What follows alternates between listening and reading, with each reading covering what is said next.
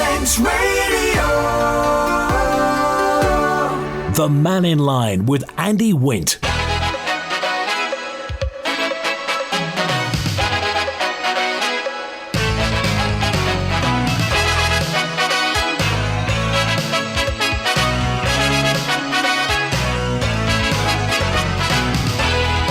Hey, Faster Bye, good afternoon. Welcome to Mannin Line on Manx Radio. At least we got rid of that fog and mist from yesterday. Lovely day today. Wednesday lunchtime on the Isle of Man. We're Mannin Line open line today through till 1 o'clock. Call 66 13 68.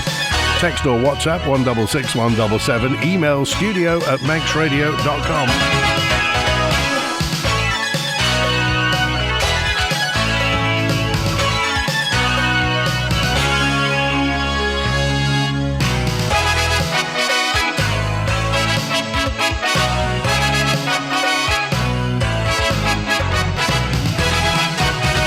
Following on from yesterday's programme, do you remember we were talking about the Bucks Road church that was there, the Methodist Church, Primitive Methodist Church, and what it used to be? I've had various suggestions about whatever happened to the church. It's a huge building. You know, it really does dominate the lower part of Bucks Road. What did it used to be? Bob said it used to be the Milk Marketing Board.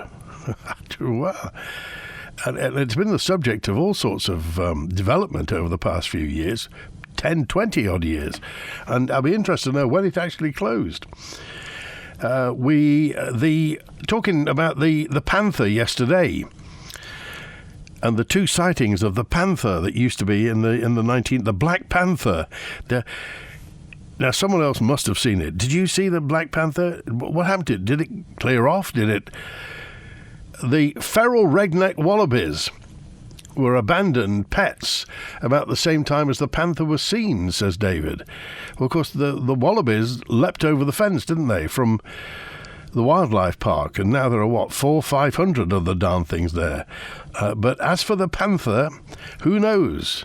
Maybe the wallabies saw it out. Robots, we were talking about robots yesterday. Robots do lots of jobs today.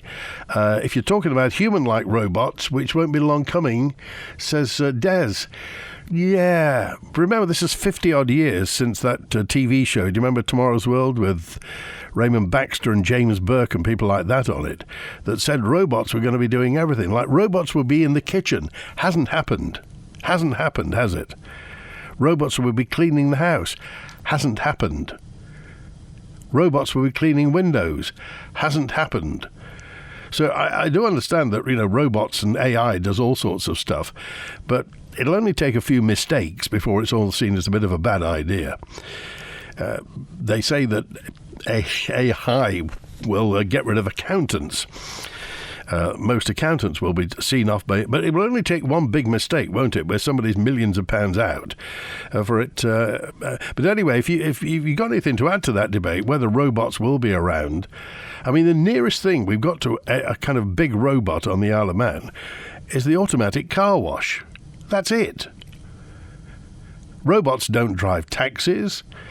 These self-driving things. Can you imagine a self-driving taxi at Quarterbridge? Can you imagine what would happen there?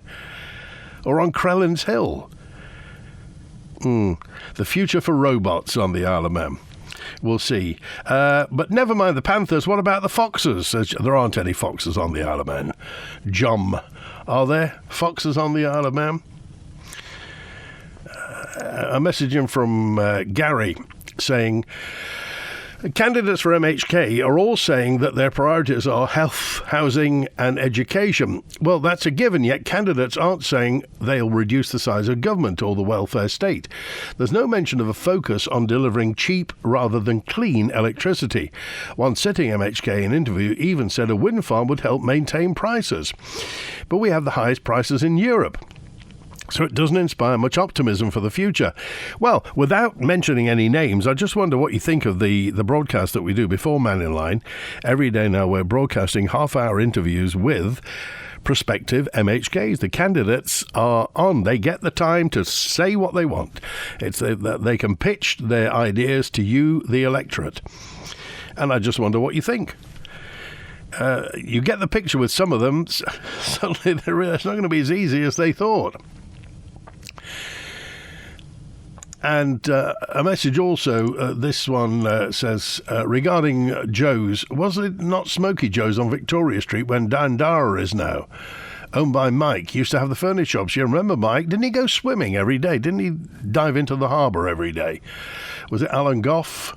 And became the Peppermint Palace. We were talking about Joe's Bar. Thank you, Val. But it was Joe's Bar on Strand Street, the one run by Alf Gray, the photographic set that was there.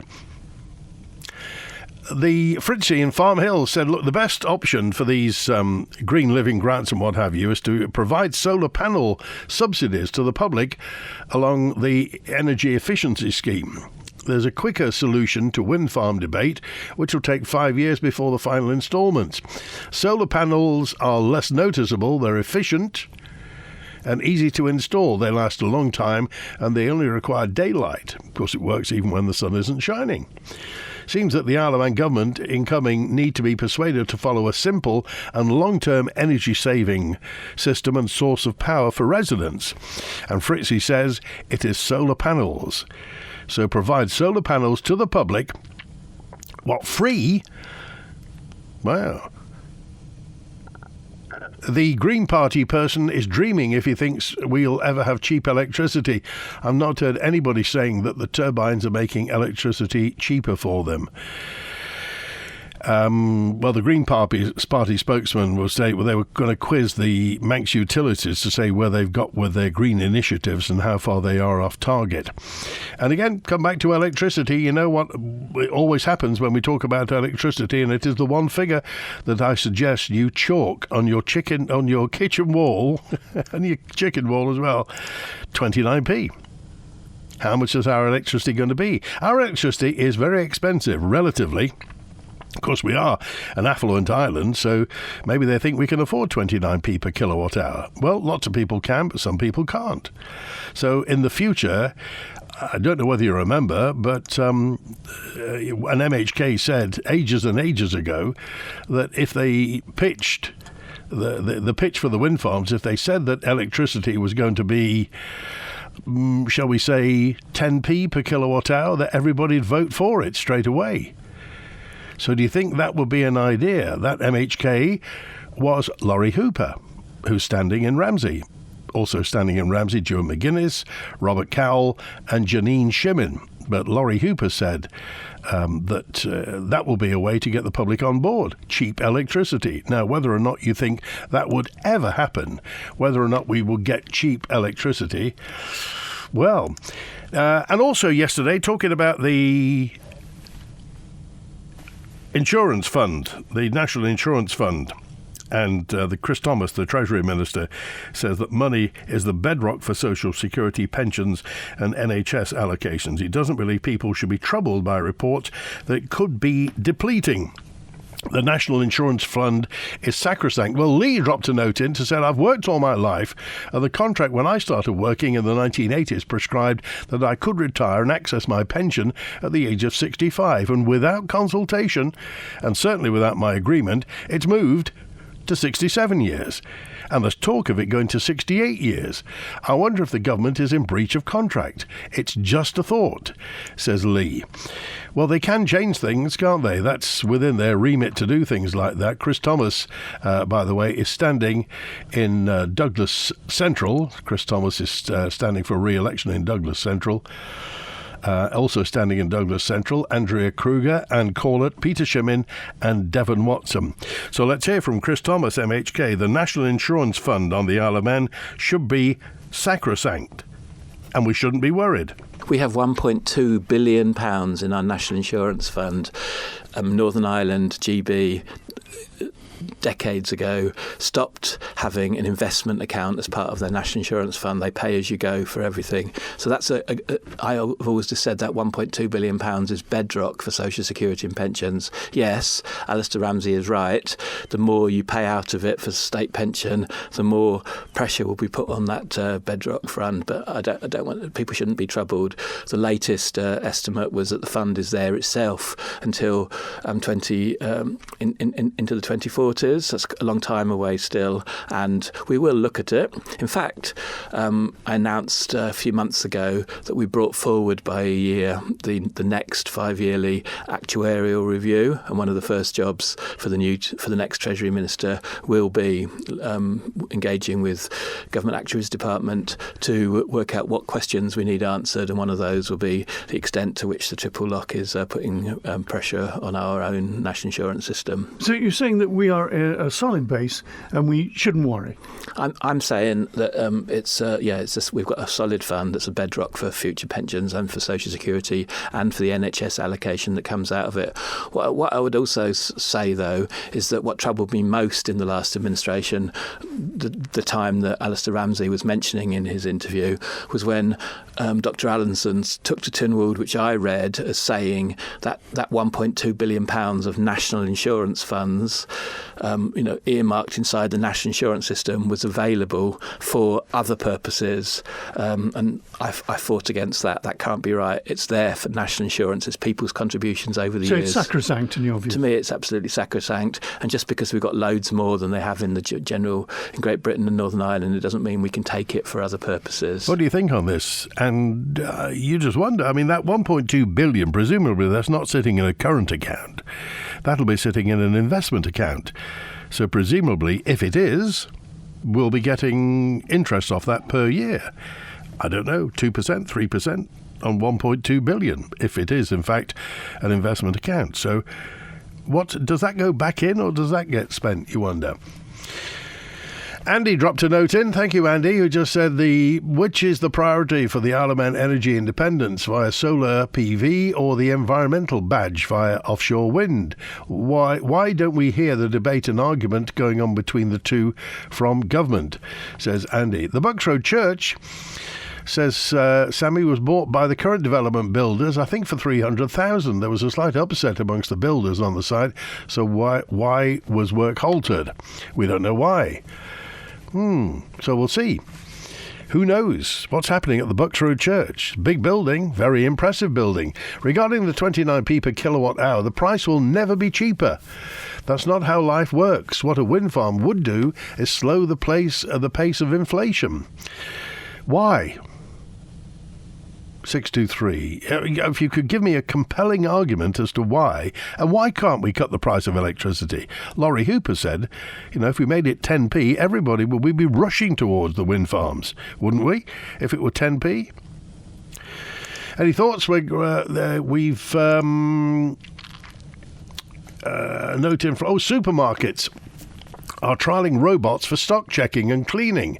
Robots are used for food delivery in Wetherspoons. There's one that poodles around, isn't there? I mean, they haven't got a team of them. That's a gimmick, isn't it? A human has to be with them. And robots are carrying out operations on cancer patients, but again, a human surgeon has to be with them, says Suin Balaf. It's my point. So the spiel that they've been peddling for years and years about robots taking over doesn't happen. I mean, there are certain times, and obviously in car production, there have been lots and lots of robots since the end of the 1970s. Doesn't make any difference in England, though. They don't make any cars anymore. Only the Japanese make cars in England, don't they? Toyota in Derby and Nissan in Washington, Tyne and Wear. So, yeah, where will the robots be? Maybe we'll have robot-controlled horse trams. There you are, robot horses on the... Now, that would be a first, wouldn't it? Juan's with us now. Hi, Juan. I was looking out for you on the carnival float on Peel on Sunday, Andy. Didn't see you there. Sadly, no. I was washing my hair. You washed my... That would have taken all day. And Stuart at the Castle Rushen told me on Saturday it was the birthday of John Kewish, the last man to be hanged at Castle Rushen in 1872. And they put a rose out on the bench for him. So it was on Saturday. You could say he was the last hung man in Castletown, couldn't you? Yeah, thank you. Yes, indeed. What was the kerfuffle last week at Donkin Commissioners there, Andy? Was Quirky having a fight up there or something? Don't know anything about it, to be quite honest. And I think we've all heard what we've heard, and nothing else has happened, as far as I know. Oh, Right. I know Tyson Fury's looking for an opponent for an Isle of Man fight. I thought Davey might be up for it there, and Russ Foster said he couldn't charge him with anything because his batteries were already 95% charged. So there you go. And just talking about freight charges today, Andy, come to the Isle of Man. I had a delivery come in, and it should have gone to Northern Ireland. But when I started checking the prices here of the freight, now bearing in mind that both pallets come from the UK. And they're both on freight journeys, so the time going to Ireland is a lot more than what it is to ours going to Larne. And the price of a pallet to come to the Isle of Man is over £200, and the same pallet going over to Northern Ireland from the UK is £120. So my question here is, what was the steam packet bought for? Is it bought for a cash cow, or was it bought with taxpayers' money to service the people of the island and the Isle of Man? What do you think? Well, I think the figures speak for themselves. And I know money has got to be put aside for new investment, but surely that must be the same for the other company. Now, that's a 10-hour journey, I think, going over from Heysham to Larne, and we've got a 5-hour journey coming over to the Isle of Man or at night time, or 4-hour journey. So that's a big difference. Now, that's going to go into our economy. The price of bringing stuff over to the Isle of Man obviously goes on everyone's bills, because the price of the end product is the consumer that's paying for it. So that's a lot. And people come on and say about struggling for costs, keeping businesses open. And this has got a lot to do with it. And this should be borne in mind by any future government coming through as to, what was the remit that government gave the arm's length company? Was it make as much money as possible, pay off the debt as quick as possible? Or what was it bought for, Andy? Because like you say, the government's got no money per se. It's all taxpayers' money that they utilise and use. So why are we paying this kind of money? Well, I mean, the government bought the steam packet, I think, for two reasons. One, to secure our routes, to make sure that, because, of course, it had gone from pillar to post, from company to company, ever since sea containers got rid of it, ever since sea containers kind of went, it had gone from pillar to post, and it was getting a bit unreliable. And at least we don't have the problems that they have in Jersey with Condor ferries. They're always having problems with Condor ferries, either going out of business or going bust or not paying the harbour dues and what have you.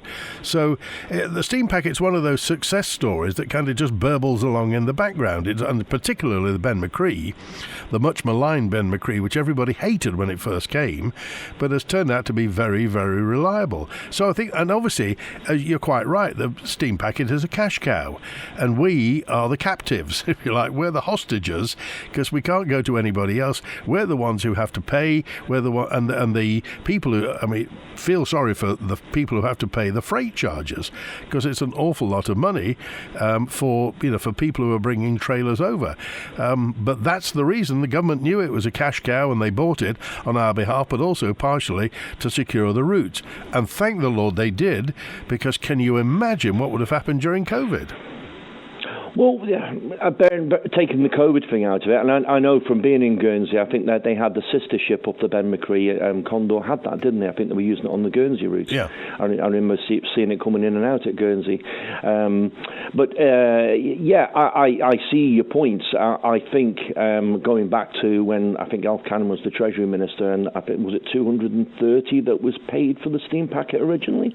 And again, the question has to be asked there on taxpayers' money as value for money, because the steam packet then, all it really had that was of any value was the user agreement, which they got off the government anyway, and two old ships. So 230, I think they were screwed to the wall with that one. Sharp business people with the threat that they could destabilise the sailings to the island. But the steam packet has been a very expensive toy for us. Yes, it has given us stability, but my point point still stands is it's the local person down the line here that's paying exorbitantly for it through charges.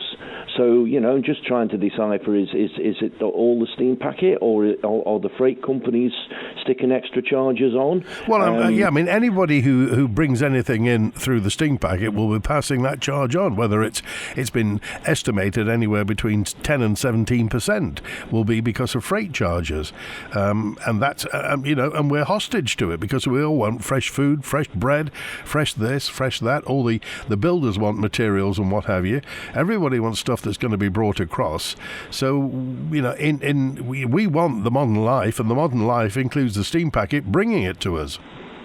No, and I understand that. It's a business, but when you're paying nearly 100% more to get your product to, I mean, like say, Ireland is the same as us. It needs imports, but they're paying such a lot less to get their product over there. They have the same costs, the same shipping costs, same marine fuel costs as what we have, and it's a longer journey.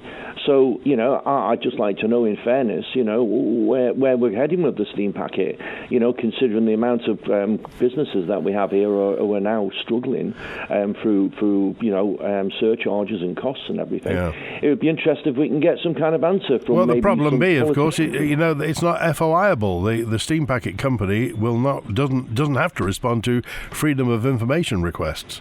And there's another point, Andy, coming on to that quickly, the FOIs and charging for FOIs, which I think it's just Castletown that's announced at that at the moment. And again, if you're going to charge for FOIs, well, let's have them unredacted, because people are now applying for FOIs to get information, and obviously they want information because the government has been so secretive about things. But when they come, half the FOIs are wasted anyway because they're redacted. I think the price of felt tip black markers in the government must be astronomical for the amount of redactions. All right. So let's have some information. If you're going to pay for it, let's have the information as well. Right. Good to hear from you. Thanks for that. All right, let's take and David's with us now. Hello, David. Hi, my demise is not. I thank those people who actually responded to me by phone or personally, knows me. And I'm not that sort of person. And I'll leave it at that. Okay, I just want to ask you, because Jewel was talking about redacted FOIs. I've seen some of your FOIs. They're all black. Yeah. Well, do you want to see some of the what you mean from the commissioners? No, the ones from government and what have you. Some of the FOIs they get, and they come back. They've just about got the date on the top, and everything else is redacted. Well, one of them was from was still a politician in Oaken. I couldn't believe it. The whole page there was 2 pages black, and it just said the date and to David.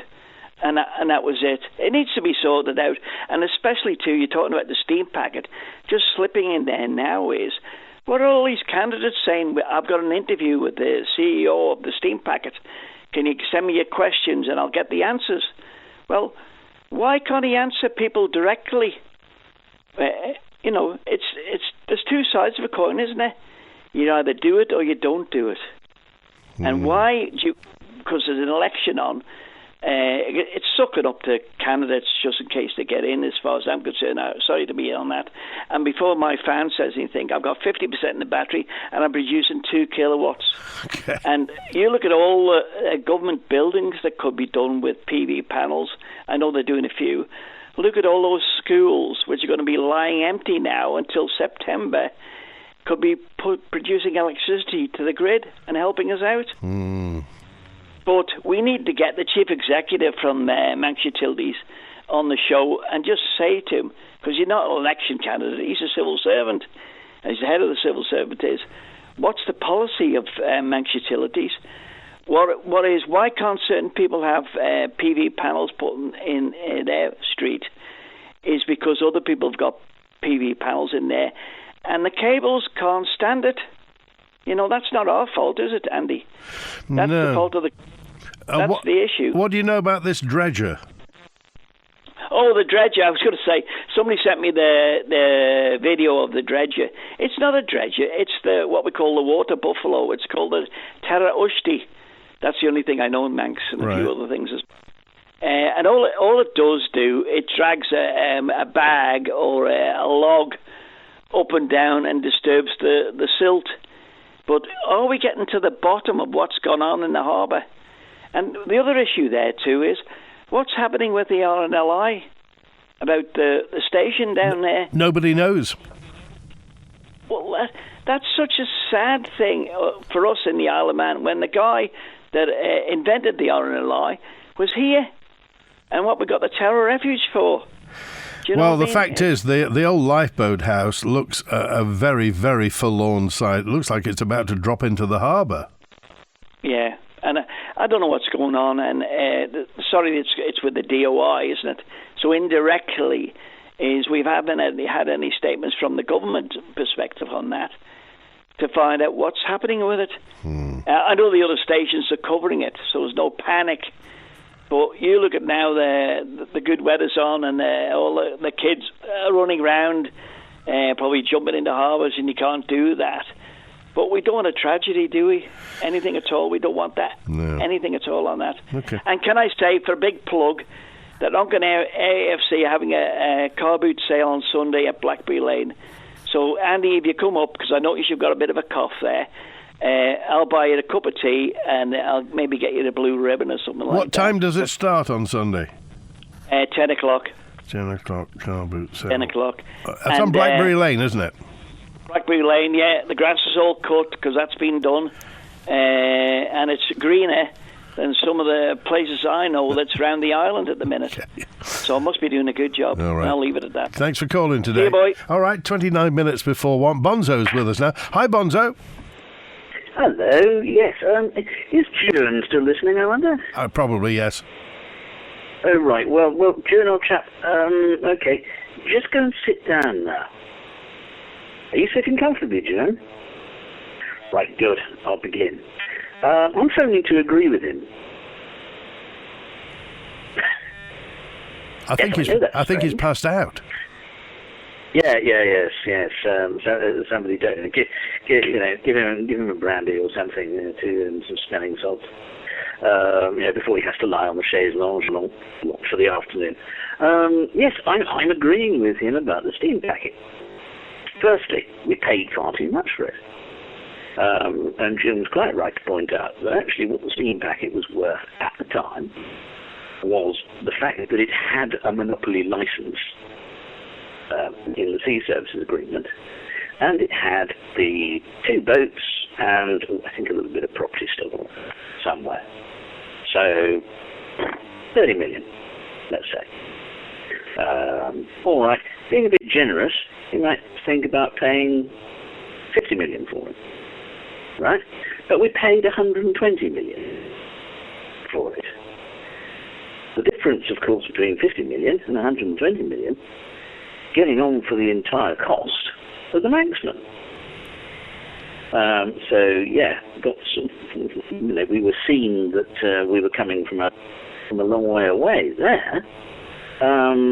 But also, when you're talking about the steam packet, it is absolutely fundamental to the Isle of Man's social and economic existence.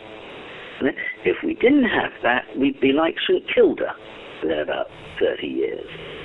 You've got to be able to supply regularly all the things that need supplying, and also be able to take what we do manufacture and such off the island, to go to the external markets. And people have to be able to come and go as part of things. So it is literally, as we say, a lifeline service. And unfortunately, we treat it like a conventional company, because of course it is owned at arm's length. People go, oh yeah, but the Isle of Man people own the steam packet. No, we don't. No, we do not. The Isle of Man Treasury owns 100% of the shares in a limited company called the Isle of Man Steam Packet Company Limited. The Isle of Man Steam Packet is a totally separate entity. It's like any other company, except, of course, that we own all the shares. or should I say the Treasury owns all the shares for and on behalf of us. But it means that it has to operate like an ordinary company. And one of the things that it legally has to do is maximise its return to shareholders. And that's why they will keep charging as much as they can. You can say that is, we bought it for a cash cow, but also, of course, the thing is, it has a legal obligation to be a cash cow, which it wouldn't if it was nationalised. Right. It would be able then to be used, as it should be, as an arm of social and economic policy. To make it, we cut some of the fares, to encourage tourism, we cut some of the freight charges to encourage trade. All these things that we say, why don't the steam packet do X, Y, and Z? Well, they would be able to if there was nationalisation, because you'd be able to make stuff. And what sort of entity would it? Run it like what sort of entity would it have to be, Bonzo, for that instance? Like bus vanning. Right. Because bus vanning was nationalised from various companies, wasn't it? It was from Manx Transport Services and also the Corby buses. Right. Were then integrated into that. So you make it a statutory body. Yeah, and also, of course, it would then be subject to FOIs. It's not subject to FOIs because of the fact that it is a corporate entity and it doesn't have to, to answer such things. And on a scale of 1 to 10, what's the chance of that happening? Well, with the economy going the way it is, I'd say about 6 and rising. Right. Good. Okay. It's certainly something I'd recommend to all the election candidates. Bonzo, we appreciate it. Thanks for calling today. Cheers. Bye. 23 minutes to 1. Just note that date down in your diary. Wednesday, August the 5th. Bonzo agreed with Jewett. Construction waste today. Tells recycle for another day. A builder skip or two. Tells Skips will bring to you. At Tells Skip Hire and Waste Disposal in Snugborough, you only pay for the waste you bring. For waste disposal and skips, give us a call on 677 137. That's 677 137. Visit Tells today or find Tells Limited on Facebook. Call Tells Skips today. 677 137. Here at Q-Plus, we're not just blue, we're green. From smart boilers to heat pumps, Q-Plus supply products from the leading brands in renewable energy for a cleaner, greener home.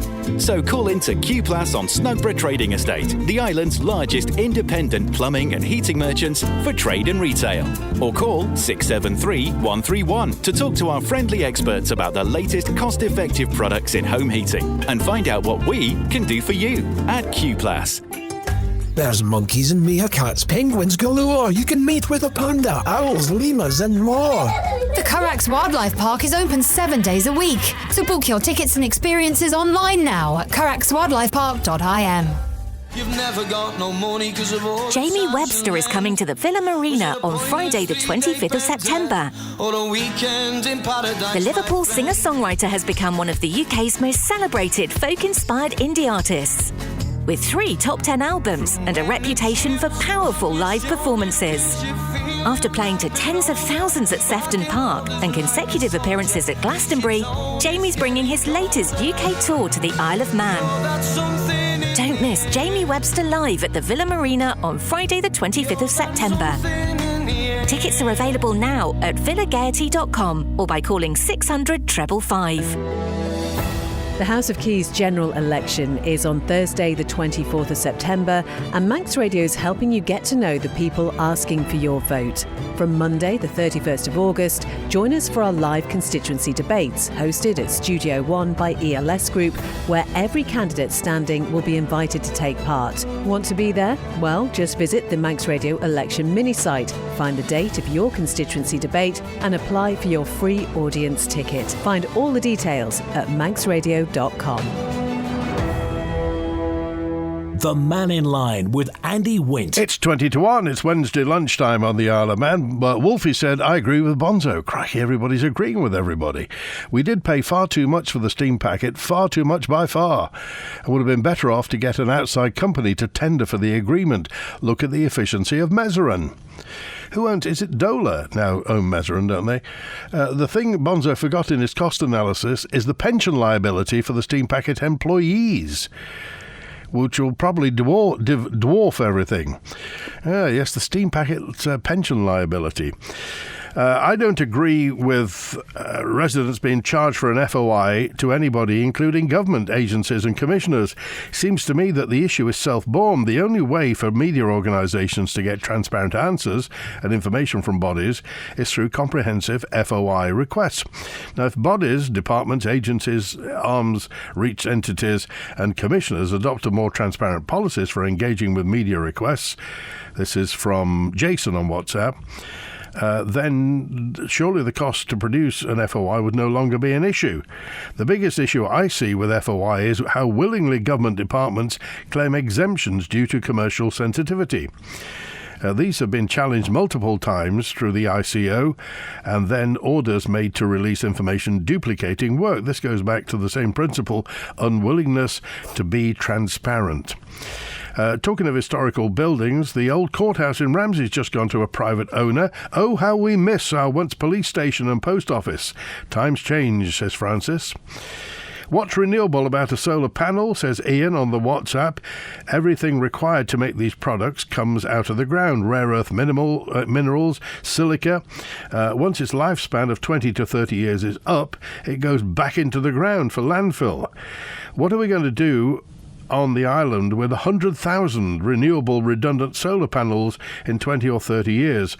And will we replace them with something? Well, who knows? Somebody may have dreamt out how to renew them by then. Laurie Hooper's talking rubbish. I would quite happily pay high prices for electricity if it means our island isn't littered and destroying our sea life with horrible wind farms.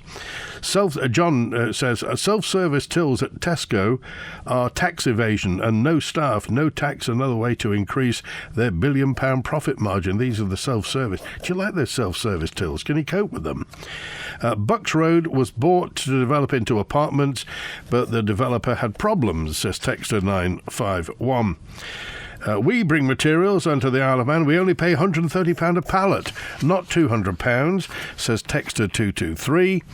And the Isle of Man Milk Marketing Association did have offices at Bucks Road Church at the time the dairy was in Spring Gardens. I'm not certain, but when the creamery opened up at Tremode, well, the officers have moved there then. That was about 1975, Pete says on WhatsApp. So the Milk Marketing Association used to be at Bucks Road Church. And Texter 828 said Bucks Road Church was on what was called Merton Bank. It was the Agriculture House.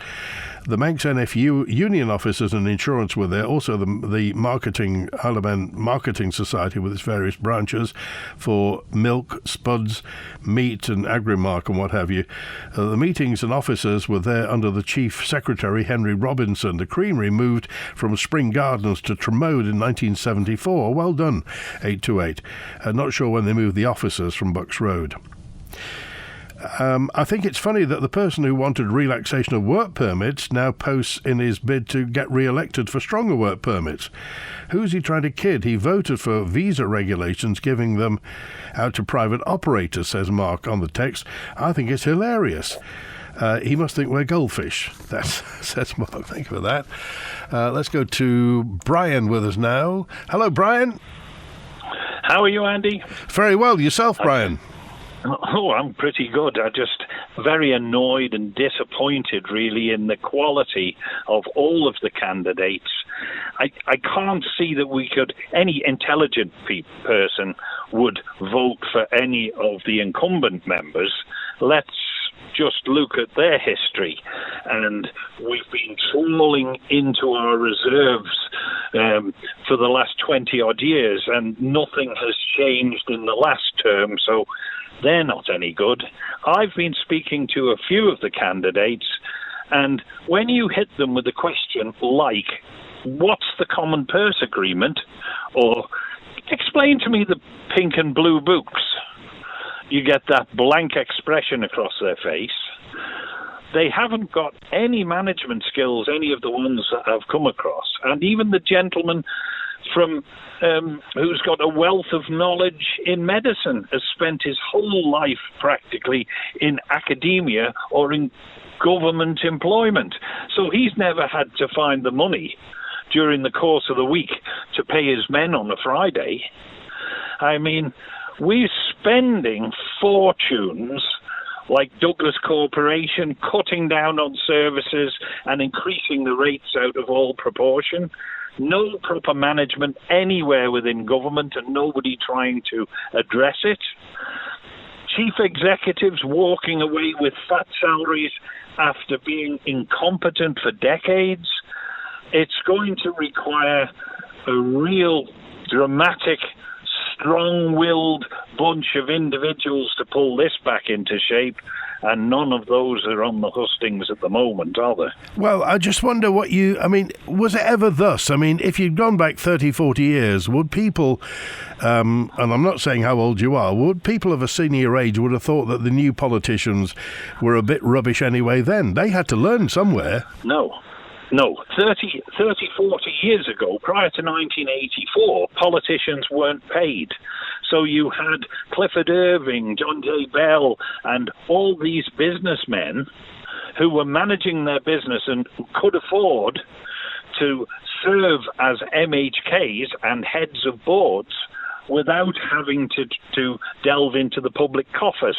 The argument was it was elitist, and so it was.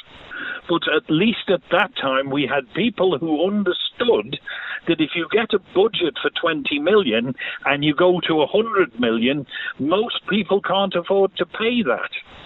If you go and get an extension price for your house, and they say it's going to be £10,000, you go to the bank, you borrow £10,000, and before it's finished, he wants 50.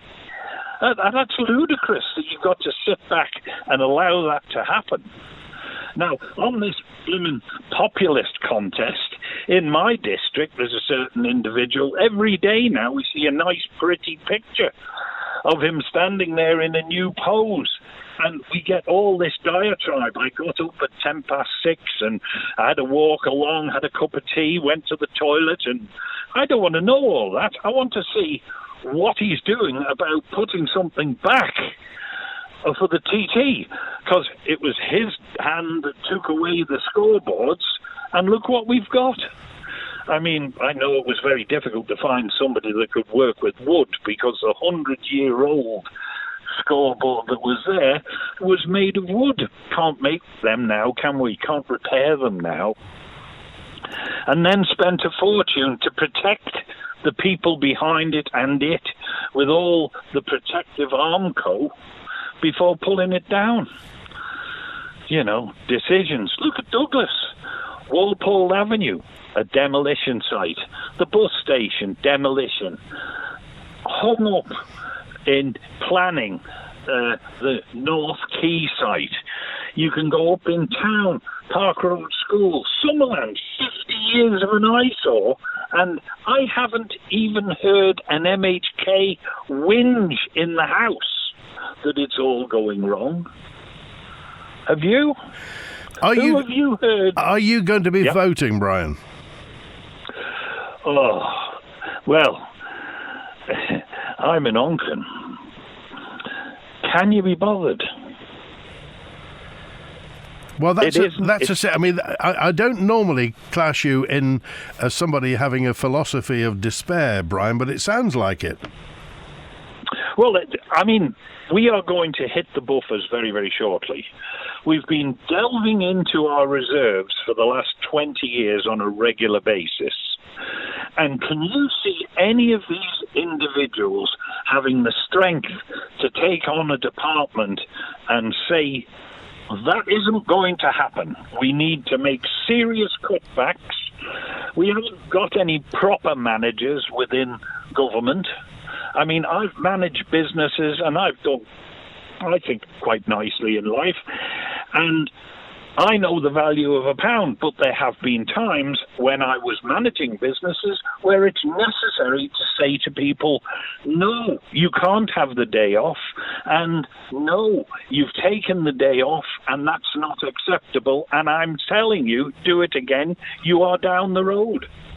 You have to have control. Government is totally out of control. Okay. Totally. Okay. I've just got an apology from the coroner because I was sued for a parking ticket. That's the third time they've got it wrong.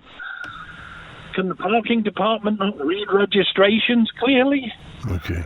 Something's radically amiss. All right. Right, we've got to go. We're running out of time, Brian, but it's fantastic to hear from you. And please, for the sake of my sanity, make sure you use your vote. Hey, you know I'm going to use my vote. Okay. It just seems such a waste of time. All right. Okay. Hey, why don't we stop the idiots from voting? And, hey, given that the House of Keys have introduced all these protections, you know, you Part P, you gas safe, you have to have qualifications for everything, let's introduce qualifications to get into the Keys. All right. Okay. Good to hear from you, Brian, as always. Thanks for calling. A new chapter has begun at Swiss Chalet Glen Helen with the Isle of Man Farm Shop. Celebrating local Manx produce, IOM Farm Shop brings together the island's farmers, fishers, growers and makers with a boutique shop and fantastic deli takeaway service nestled in the island's most beautiful valley. Open Monday to Saturday 9:30 to 5:30 and Sundays 10 till 4. The Isle of Man Farm Shop. Visit farmshop.im or find them on Facebook. Got a Saniflow making strange noises? Call Sam at Redmond Services, the Isle of Man's approved Saniflow specialist for repairs, servicing and installations. Remember, Saniflow, think Samiflow. redmondservices.co.uk. Getting to your ideal weight can be a journey full of ups and downs, dead ends and diversions. But at Kingsley Mooti, we can keep your weight loss journey moving in the right direction with dedicated support throughout from our in-house clinical team and treatments tailored to your specific needs. Start your online consultation today at kingsleymooti.com or call 625040 to book an appointment with our trusted team. Rated 5 stars by over 100 patients. Kingsley Mooti. Your health, our commitment. For 2 whole days of fun and entertainment, fantastic food and drink, a huge range of Manx craft and trade exhibitors, and so much more. It must be time for the Royal Manx Agricultural Show. This Friday and Saturday at Nicalo Farm Patrick, come and celebrate the very best of Manx tradition, community and countryside. See amazing Bold Dog Motorsports, the Young Farmers Tug of War, plus the return of the DEFA Manx Produce Marquee, showcasing the best of Manx food and drink. The Royal Manx Agricultural Show. Visit royalmanx.com or find us on Facebook for more information and to buy your tickets. Supported by IFGL and your nation station, Manx Radio. The Mannin Line with Andy Wint. And Stephen's with us. Hello, Stephen.